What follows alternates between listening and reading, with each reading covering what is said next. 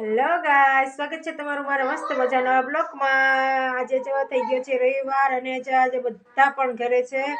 આખા એટલે આખા છોકરા અને જો ધબધબાટી બોલાવે છે ને આજે તો 21 તારીખે છે આપણે શ્રી રામ ભગવાનનું ઉત્સવની તૈયારીમાં ખૂબ બધા લાગી ગયા છે। અને આજ તો અમારે પણ ગામમાં બધાએ બહુ વધારે પડતા શણગાર કર્યો અને રામ ભગવાનની આગમનની તૈયારી કરી ને બધી ધામધૂમથી છે। અને તમે પણ દીવા બધી પ્રગટાવજો, અમે પણ સાંજે પ્રગટાવશું, કારણ કે 21 તારીખ અને 22 તારીખ આપણા માટે વધારે લાભદાયક છે અને બધા પણ એનો લાભ લેજો અને અમે પણ બધા લાભ લેશું। અને આજે રવિવાર છે તે જો આ બધા છોકરા રમવામાં આવી ગયા જાય।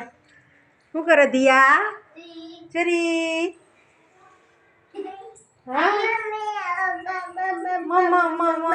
આજે શુભમ આવી ગયો ટાણવા રમવા।